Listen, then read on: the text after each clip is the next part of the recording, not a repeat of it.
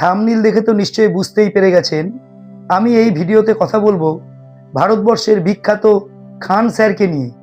যে স্যারকে নিয়ে এই মুহূর্তে বিরাট বড় একটা কন্ট্রোভার্সি চলছে। যারা গোটা ঘটনাটা জানেন তারা মিলিয়ে নিতে পারেন, আর যারা জানেন না তারা গোটা ভিডিওটা দেখতে পারেন।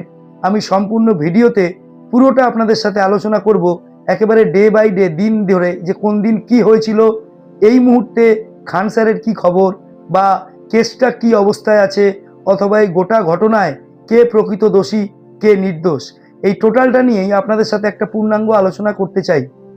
বিষয়টা হচ্ছে, খান স্যারকে তো আপনারা কম বেশি সবাই চেনেন। তার আসল নাম হচ্ছে ফয়সাল খান। তিনি পাটনাতে একটি কোচিং সেন্টার চালান, যার নাম হচ্ছে খান গ্লোবাল স্টাডিজ কোচিং সেন্টার।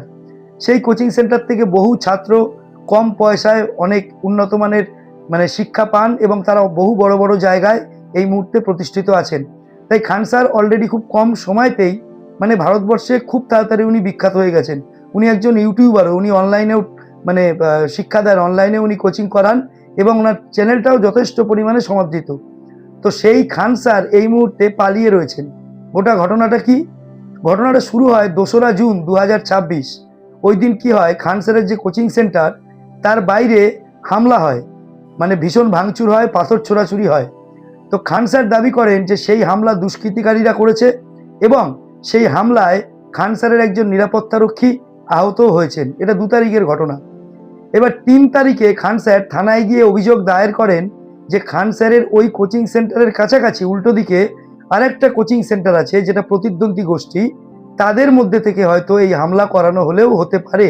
এইটা খান স্যার পুলিশে গিয়ে অভিযোগ করেন, এবং উনি অভিযোগ করার পর পুলিশ রীতিমতো তদন্ত শুরু করে, এবং উনি যেহেতু একজন বিখ্যাত মানুষ, খুব তাড়াতাড়ি ওই প্রতিদ্বন্দ্বী কোচিং গোষ্ঠীর কর্ণধার সহ 3 জনকে গ্রেপ্তার করে নেয় পুলিশ, এবং তাদের ইয়েতে নিয়ে, পুলিশি হেফাজতে নিয়ে তাদের ভীষণ পরিমাণে জিজ্ঞাসাবাদ করা হয়। তারা কিন্তু বারবারই বলে যে তাদের সঙ্গে এই ঘটনার কোনো সম্পর্ক নেই। তথাপি 3 তারিখ এবং 4 তারিখ এই ঘটনা ঘটে। এবার 5 তারিখে একটা ঘটনা ঘটে যায়, একটা বিরাট বড় টুইস্ট। একটা ভিডিও গোটা সোশ্যাল মিডিয়াতে ভাইরাল হয়ে যায়, যে ভিডিওতে দেখা যায় যে খান স্যারের ওই কোচিং সেন্টারের বাইরে যে হামলা চলছে, সেখানে খান স্যারের নিরাপত্তারক্ষীরাই গুলি চালাচ্ছে। ভালো করে চিন্তা করুন।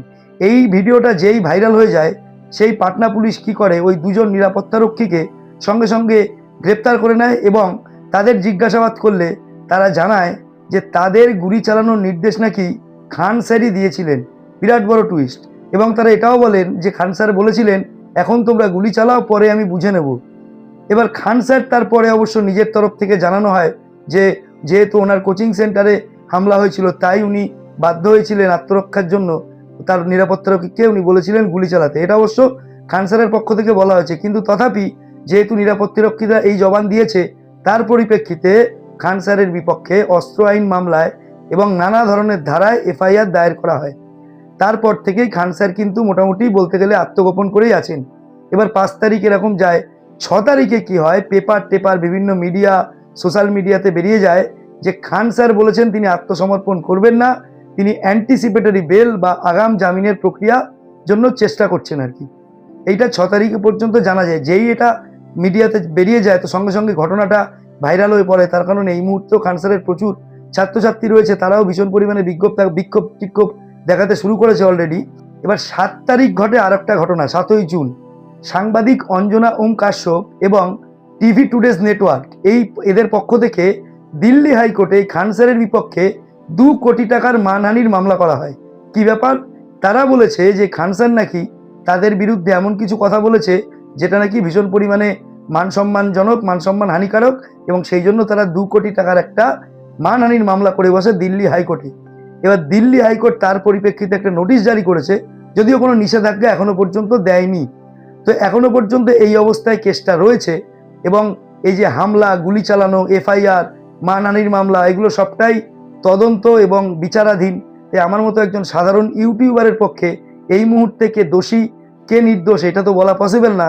এই জন্য আমাদের জাজমেন্ট, ফাইনাল জাজমেন্ট পর্যন্ত অপেক্ষা করতে হবে। তবে একজন সাধারণ মানুষ হিসেবে একটা কথা বলতে পারি যে খান স্যার যদি দোষী হন, তাকে অবশ্যই শাস্তির আওতায় আনা উচিত, এবং কঠিন শাস্তির আওতায় আনা উচিত। কিন্তু দেখুন, যেহেতু এখনো পর্যন্ত গোটা ব্যাপারটা তদন্ত এবং বিচারাধীন অবস্থায় আছে, তো তিনি তো নির্দোষও হতে পারেন। এখনো পর্যন্ত কোর্ট কিছু বলেনি যে উনি দোষী বা উনি নির্দোষ। উনি তো নির্দোষও হতে পারেন। তো সেটা যদি হয় তাহলে শুধুমাত্র ওনার নামটা ফয়সাল খান বলেই অন্ধের মতো বলে দিচ্ছি আমরা যে উনিই দোষ করেছেন, এটা কিন্তু কোন একটা বুদ্ধিমানের কাজ হচ্ছে বলে আমার মনে হয় না। আর সব থেকে বড় কথা, যে মানুষটা, অনেকে বলছে উনি নাকি নিজেই করেছেন এটা নিজের পাবলিসিটির জন্য, কিন্তু আমার এই ব্যাপারটাতে একটু আপত্তি আছে। তার কারণ যে মানুষটা এই কদিনেই অলরেডি অল্প পয়সায় প্রচুর ছেলেপেলেকে উনি কোচিং করিয়েছেন এবং তারা প্রচুর বড় বড় জায়গায় আছেন, সেই সুবাদে গোটা ভারতবর্ষে এই খান স্যার এবং খান স্যারের এই কোচিং সেন্টার কিন্তু প্রচুর পরিমাণে ফেমাস। তাই নতুন করে পাবলিসিটির জন্য ওনার মতন একজন মেরিটোরিয়াস মানুষ এত বড় একটা ভুল করবেন, এটা আমার বিশ্বাস করতে কিঞ্চিত কষ্ট হচ্ছে। কিন্তু তবুও কথায় বলে 10 চক্রে ভগবান ভূত, কার মাথায় কখন কি চাপে এটা বলা বড় মুশকিল। তাই আমি ওনাকে দোষীও বলতে পারছি না, আমি ওনাকে নির্দোষও বলতে পারছি না, কিন্তু অন্ধের মতো ওনাকে দোষী বলে দেওয়াটা আমার মনে হয় কোনো বুদ্ধিমানের কাজ নয়। তো বন্ধুরা, আপনাদের কি মনে হয়, খান স্যার কি দোষী না নির্দোষ?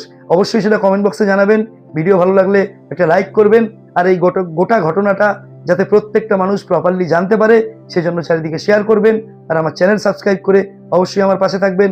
আবার দেখা হচ্ছে পরের ভিডিওতে, ততক্ষণের জন্য জয় শ্রীরাম।